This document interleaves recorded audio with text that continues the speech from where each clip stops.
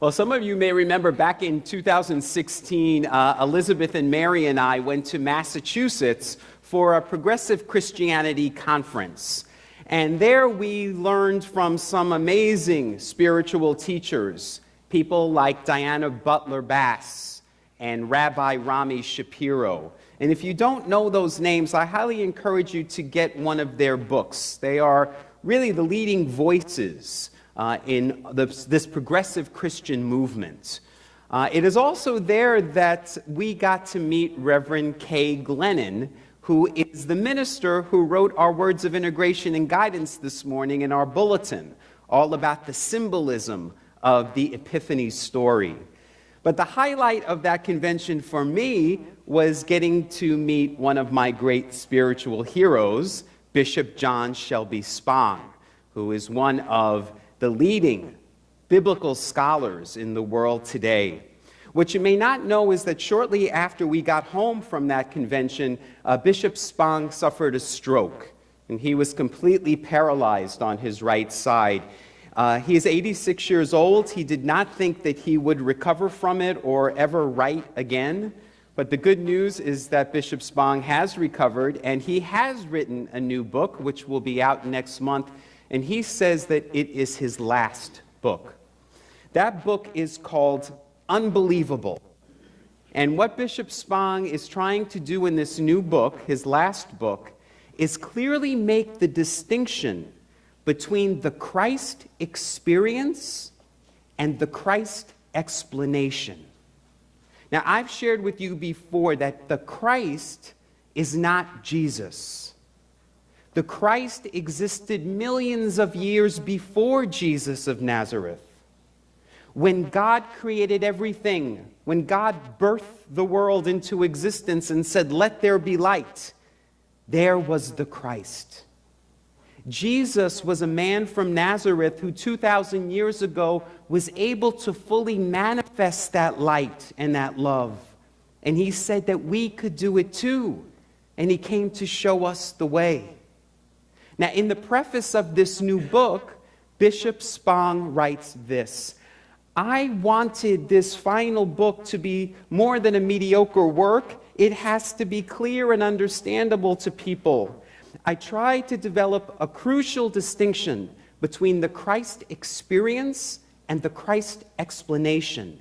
The experience is real and timeless. The explanation is in the language of its day and is thereby time-warped and time-bound.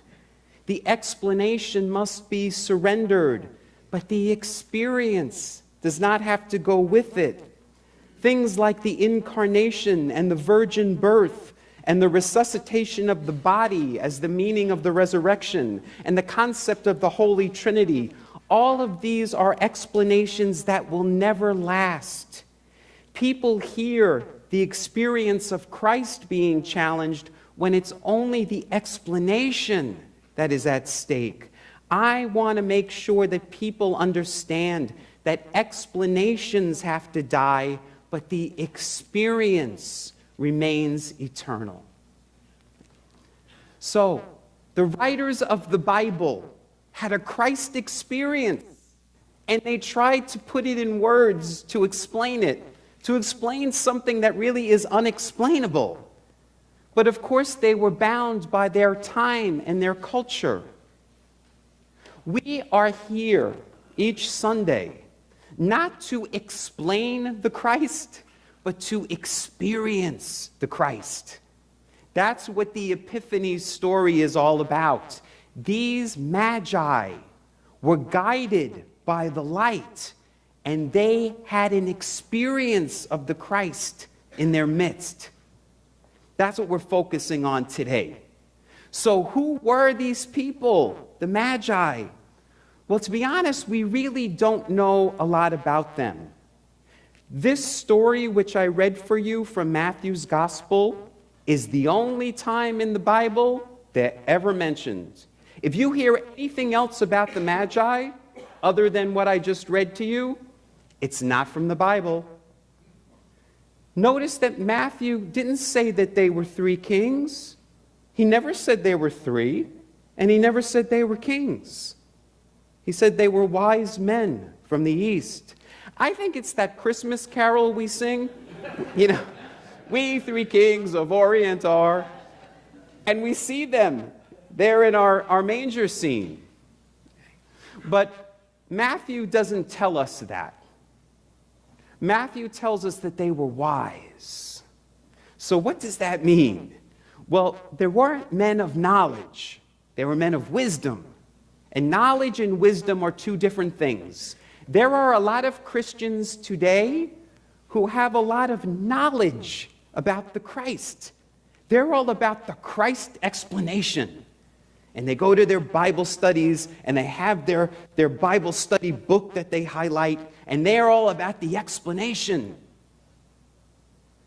But spiritual people of wisdom aren't about the explanation. They're about the experience. The Magi experienced the Christ. And that's what Jesus was calling us to do. Jesus was able to fully manifest the Christ, not so that we would worship him, but so that we would go and do it too, and become the light. That's what the Epiphany story is. Now, these people were called Magi, and it comes from our word today for magic. But I want to be clear, magicians today are people who try to fool us. They're all about trickery and sleight of hand and illusion. The Magi, really, the word magical was more like mystical.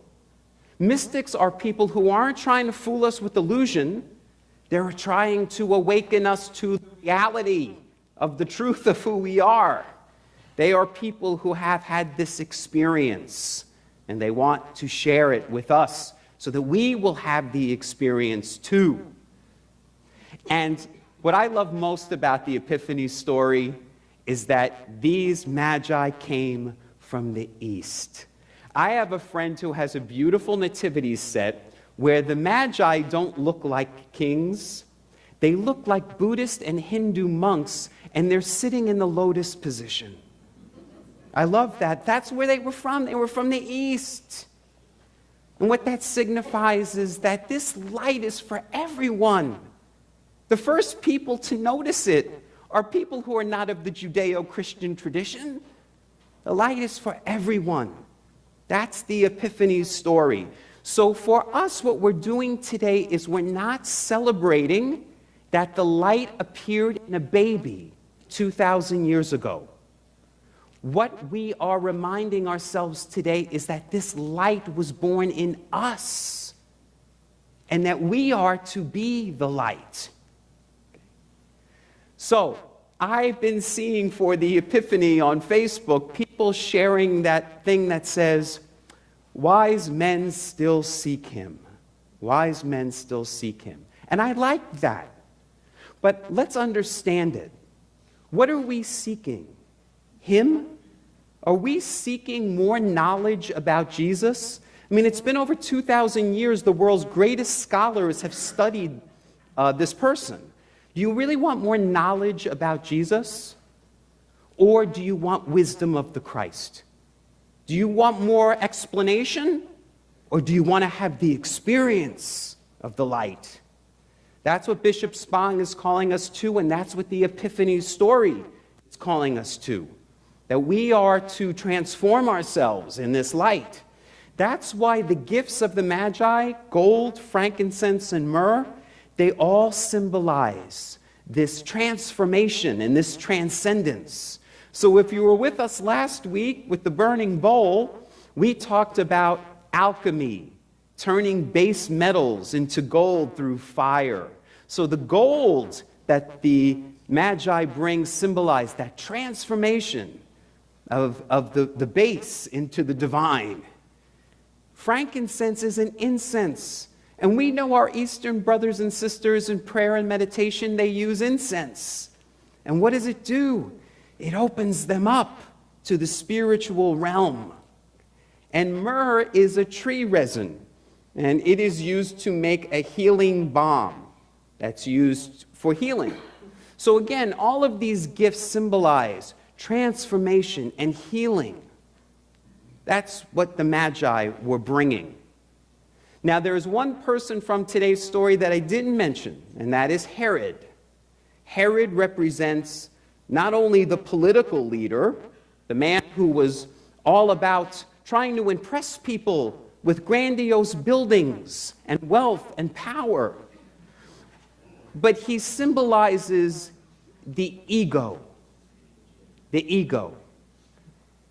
So, the ego wants to find and squash the Spirit.